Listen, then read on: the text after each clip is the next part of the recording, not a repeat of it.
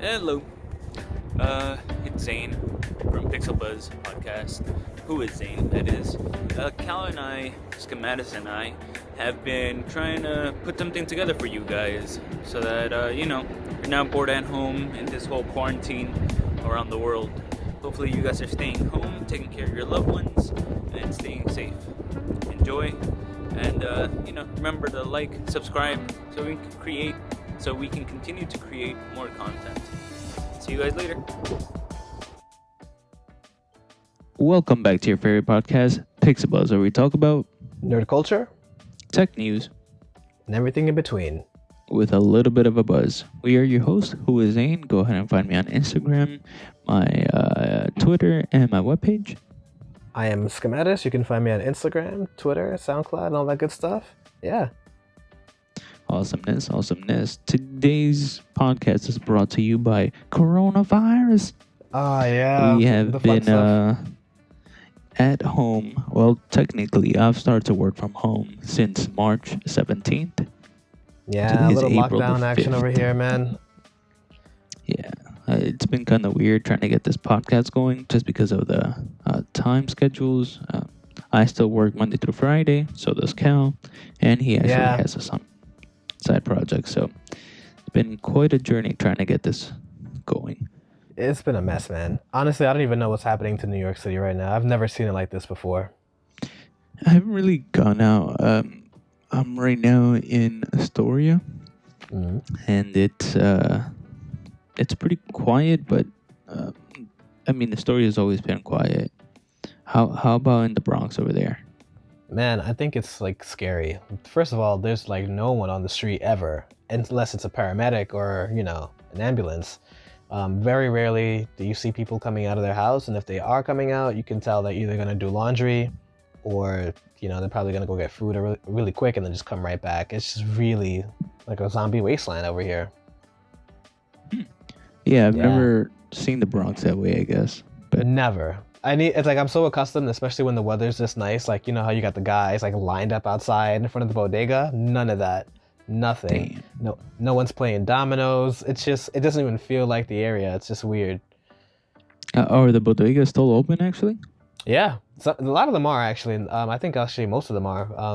Is But, there any sort of like 6 feet distancing type rule that they're trying to implement? To be honest, yes, but it's not really working. And I actually, since I'm so close to the action, I've seen several fights. Not like necessarily fist fights, but like arguments, like people like coming in and out at the same time.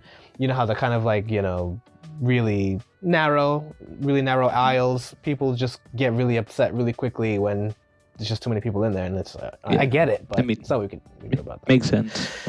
Even Yeah. here, there's a lot of space, and people still don't understand that you have to have 6 feet within range. Yes, definitely not, man. It's something that hasn't really sunk in yet. Hopefully, we'll get to that point. But yeah, this is a mess, man. How long have you been on lockdown? Yeah, since March 17th, so it's been almost 3 weeks or so. So it's been quite some time. I was actually scheduled to go back to work on the 18th, but then Cole did the whole unnecessary, stay home if you're an unnecessary essential? worker. Gotcha. Yeah, non-essential. Yeah. I got a couple And, of friends that are essential, man, and they're working insane amounts of hours and just ridiculous amounts of hours. It's really crazy. Yeah. I think I was the same. I think my company kind of did the whole you try to come back into work on March 30th, and then it just kept getting extended. So right now we are looking at April 30th to return back to the office, but we don't even know how that's gonna look by that time. Is everyone supposed to go back to the office, or is it like trickling in?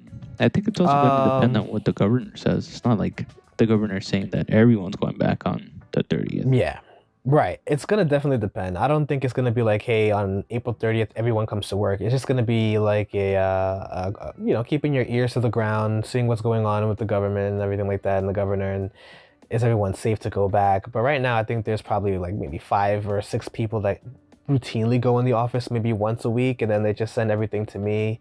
We work through email. It's not actually the best thing in the world now that I think about it, man. I don't know how your work from home is going, but for me, I'm not used to it. So it's weird. Like I can have a 9 a.m. to 2 p.m. free, and then I'll get smacked with something at 3 p.m. at 4 p.m. when I'm already in relax mode. It's just really ridiculous. Yeah. Yeah, no, I work from home starting at 8:30 and then ending at 5. It's been I work at a help desk for a law firm, so we're getting calls, we're getting requests and stuff like if it were a normal day. Oh wow. Yeah, so it's not great. not really on hold for us. Yikes. Yeah. The firm wasn't really prepared for it, but now we're actually in a way better space now. So thankfully that's good. I like the sound of that, you know. What's going on with this toilet paper situation? Like, what was that all about? Yeah, I have no idea why that was one of the major things and why people started to panic about it. It's not really that essential. No, it really isn't, I don't think. I would think like water would be like the thing, but it became toilet paper. And you know how we are now. We just kind of meme everything and just take it as... So now it's just becoming a thing like, hey, I'm just gonna... But here's my thing, right? The people that bought things in bulk and then turned around and then started selling them on Amazon and eBay for like triple and why would they? I don't get that. Like the guy who bought like a ton of hand sanitizer and was selling each bottle. Yeah. Crazy. Am I crazy, man? I mean... They're, I don't know, man. People are crazy out there. Like right now, Nintendo Switches are also a hot commodity on Amazon. They're being sold for $500, dude. Are you serious? Yeah, just $500 or so. It's a weird time. I honestly was thinking about purchasing one, but at $500, that's a $200 loss. Yeah, because don't retail do that. is only $300. So exactly. I would just wait it out. I don't think it's critical to have a Switch right now. I mean, Animal Crossing is kind of saving the day where people can be social from a distance. But I don't know. I don't think it's worth the $500 right away. So I would hold out. Yeah, definitely not going to try that. How's that affected you, though? I know your parents are a little older. How's that affected my God, this thing is scary, man. Truthfully, if I have to go outside, which I had to go a couple of times, right? We need milk, we need food every now and then. My parents need meds. So it's like, here it is. I go out with a mask. I go out, I keep my distance, but I'm very cautious to not bring anything back in this house because the way this virus is sounding, it's like my parents don't stand a chance, right? So that, to be truth be told, they are on the older side. So I have to just basically make sure that I don't get sick. And if I do get sick, I have to not come back home. I actually even planned about this. I'm like, hey, if I happen to just not feel well or I get positively tested, I would have to just try and find an Airbnb and just put myself up there for a week or two until it's gone because I can't afford them like even coming close to this thing. It's crazy, but ultimately I'm not like super depressed. I'm just very vigilant, very cautious. I've been held up inside watching a lot of movies, a lot of Netflix, working on a lot of personal projects, keeping myself active. I still work out. It's just a matter of when I go outside, I have to make sure that I keep healthy. You know, I keep as healthy as I can. Originally, you were already a germaphobe, so now I think you just it's almost like a F you to everyone else. Like, see, mofos, told you guys. I am such a germaphobe. I'm definitely a 7 out of 10 on the germaphobe scale. But how about you? Have you been like, have you seen anything different? I mean, you're working from home, but I mean, in your area or maybe friends that you know of? Well, yeah, my girlfriend's type 1 diabetic, so she can't really get, like, if she gets this, it's gonna be pretty bad. So when I go for runs, every time that I come back, everything has to get washed. Headphones, my clothes, everything has to get washed, so that she doesn't get infected with it. But that's the closest thing that I feel like I have that could be catastrophic if that person gets it. Everyone else, I think, is pretty fine. Yeah, I see. It's crazy because what's happening now is, my friends are generally okay. I haven't heard too many stories, but there was one where someone that I met via Instagram, actually, we kind of been like, pushing each other creatively. One of his friends died from the virus, and he was only in his 30s. Yeah, and I think that's when it really started to set in that this is not something that's just, for old people. That they were kind of advertising, hey, it's only for old people. It's only if you have. He was in his 30s. He was a young guy. I mean, he was a little overweight, but it wasn't like he was, severely unhealthy or like at extreme health risk. I think this is like something that we need to keep in mind, that young people are getting affected critically, and I fatally. think that's the kind of hard thing to show everyone, that it's not. I mean, the elderly are definitely, the biggest issue, right, or the most prone at the moment.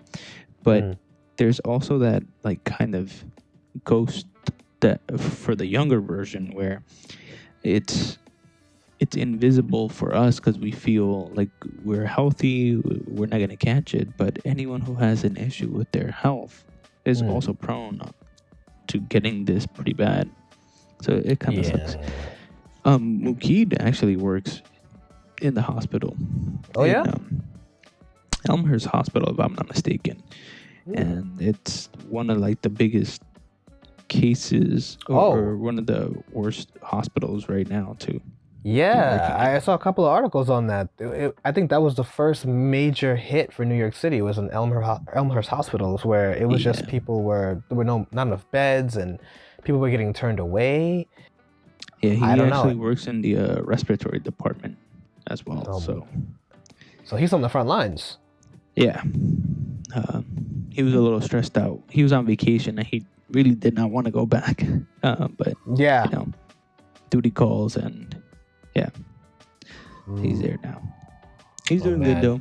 He got the test as well, tested negative. So good. Hopefully, all the people who are out there in the front lines keep supporting us, and we'll keep supporting you guys. They're doing a lot of amazing stuff. If I could, I would, but I didn't go to school for that. So yeah, I got this alert on my phone not too long ago. I think you had it too, like maybe 1 or 2 days ago, about if you're a professional EMT or a paramedic and you want to volunteer, we need you. That was when it really set in. That's when it really set in. Yeah, I think that started to escalate pretty rapidly after that. Beyond. And so the whole thing is, even if I were to get sick or you were to get sick, it almost seems like even going to a hospital now is not even the right idea, or maybe it's not as comforting as it should be. It's just, they're just swamped. Yeah, it's swamped. And they turned the Jacob Javits Center into a health facility, didn't they? Correct. Yep. They have the naval ship that it's like a Red Cross situation where it's turned into a hospital, mobile hospital.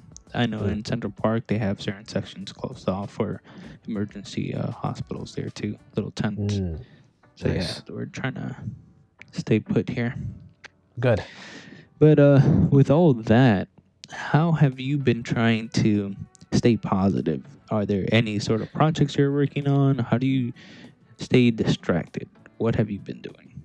That's interesting, man. I think that one of my favorite things to do now is like I'll go to friends and ask them what their top 1 or 2 movie is, because I never asked this question. Like, this one of those random things, and I would just try to find it and watch their favorite movie. And what I've been trying to like do is just dissect the films and try and see if I can relate to them a little bit better. So it's actually been kind of cool doing that. That's one thing to keep me optimistic. Like, okay, let me watch this new movie. But I've also had a lot of time to work on music, and I actually just put out an album completely free, nothing crazy, an instrumental. Put links down below. Oh, I appreciate that. Instrumental chill hop, just so we can like get into that chill state of mind and just relax. I wanted to just take people's mind off of it. This is a crazy situation, 100%.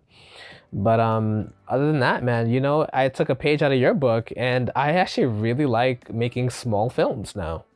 Mm-hmm. It's incredibly addicting. I think that even being indoors and just trying to find stories that are like next to you that may not seem interesting, but when you put it in a tangible way, it's like, wait a minute, this is kind of fun to watch, or this is fun to create. And that's a really interesting feeling. I think you've been doing it way longer than me, but it's fun. It's fun. What about you? Let's actually talk about that, the filming aspect. We both actually participated in this competition for a film riot, in which we had to basically film something only 1 minute long and submit it to the Film Riot channel. How was that process? Oh man, that was fun. So it was crazy because I was so excited to try it, and then when I sat down and I remember this, I didn't know what to do for maybe, let's see, we had a deadline of a week to finish this, right? I Correct. think 3 days passed and I was looking at a blank a blank notebook, and I would take notes down, and but nothing stuck. It was just, what is this? This is not going to make sense. No one's going to want to watch this. And then I don't know, out of nowhere, you texted me and you gave me like some kind of a clue or something, and then I was like, that's it, that's what I'm gonna do. Like, I just made a story that basically made sense to me, and I put it out there. And honestly, I think we should share it. Like, I think they're only a minute each. Maybe we can like plug them somewhere down here. Yeah, yeah, yeah. I myself put mine in the Pixabuzz channel. So Mhm. we'll make them public. If you want, go ahead and send me a copy, and then I'll put it up on the Pixabuzz channel as well. I actually Make sure to really make liked it. yours. Yeah, I mean, so once again, and this is why I think we have to try to reach out to our fellow creators as well, right? To kind of keep us pushing each other and keep us motivated, just trying to stay creative. Because if it, like, I informed you of the competition, but I didn't want to partake. I'm like, I'm stuck in this place. I can't really do anything. Mm. But then when I saw your video and how you were basically kind of taking photography at home, Mm. I was like, oh, you know what? I'll just do something about my morning. And it's just like about making coffee. And Oh that was, wow. like, so if it wasn't for you bringing up just like your perspective on how you film, I don't think I would have done the coffee thing. And then That's really interesting. I had a day left for the competition. So I was like, oh man, you know what? I gotta do this right now. And yeah, it's good. See, You finished that's the it in thing. a day. You're crazy, but I loved it though. Man, that's interesting you say that, because when I see other people work, I get so motivated to also want to put out something. It's like a healthy rivalry, the Goku Vegeta kind of scenario, right? I was like, hey, Yeah. you're getting stronger, you're getting better, I just want to do the same thing, not out of hate, but out of like, hey, I don't want to be stagnant. I don't want to stay in the same position. But man, when I saw yours, and even it's funny because after I already submitted mine and I saw you put out yours, I'm like, I have to do another one, even if it's not for the competition, but just the sense of like, wow, this storytelling is really cool. You took something very ordinary, right? The idea of just like you're starting a morning, making your cup of coffee, but the shots you use, the dynamics of the shots, the music, it felt cinematic, and I think that's the key. Well, to be fair, I did use Moment's anamorphic lens to shoot that. I actually shot it all on the on my phone, which is a iPhone 10. So it's you could shoot a film at home with not much.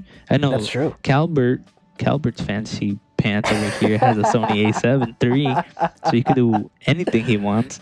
But Listen, no, alright. but yeah, it's you should be able to film with anything. You can make music with anything. Download the free trial of Fruit Loops or Ableton. Start trying to make some beats if that's what you were into, or if you have an iPhone or an Android. I love taking pictures with my Galaxy S10, but I love Nice. shooting on the iPhone 10. So whenever you have Beautiful. home, try to stay positive, try to stay creative, mentally active. Write down some ideas on your books, and then that way, next thing you know, when this is all over, you go out and you have a short film there for you. And you have a short film ready to go. I like it. Yep. Oh man, All right.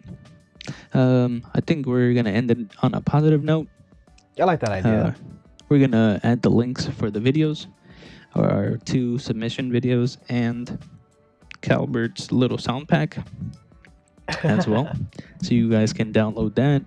Is it royalty-free music, Cal? Oh yeah, it's royalty free. It's on Bandcamp. You can use it for your vlogs, Twitch streams, all that fun stuff. Perfect. That way you guys can just use that to stay creative as well. I know Film Riot gave some free memberships for well, not free membership. It's like a 30-day membership trial, so you guys can use to like use music. So Cal's doing it right now as well, just providing that as a resource. But all right, guys, we're gonna end it here, and we will talk to you next time. All right, ciao.